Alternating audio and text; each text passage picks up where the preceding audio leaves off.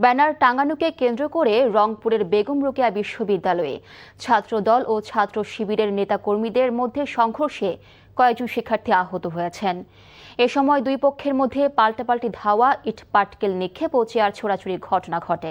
সোমবার রাত 10টার দিকে বিশ্ববিদ্যালয় ক্যাম্পাসে ঘটনা ঘটে। মধ্যরাত পর্যন্ত ছাত্র শিবিরের নেতাকর্মীরা ক্যাম্পাসের মূল ফটক এবং ছাত্রদল পার্কের মোড় মসজিদের সামনে অবস্থান করে।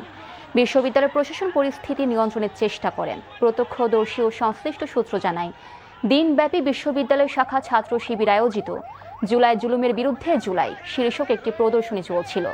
প্রদর্শনীতে বিচারিক হত্যাকাণ্ড হিসেবে উল্লেখ করে কয়েকজনের ছবি প্রদর্শন করা হয়। সেখানে বিশ্ববিদ্যালয় শাখা ছাত্র দলের নেতাকর্মীরা গিয়ে ব্যানারটি সরাতে বলে। এ নিয়ে প্রথমে উভয় পক্ষের মধ্যে কথা কাটাকাটি থেকে ধাওয়া পাল্টা ধাওয়া সংঘর্ষের সৃষ্টি হয়।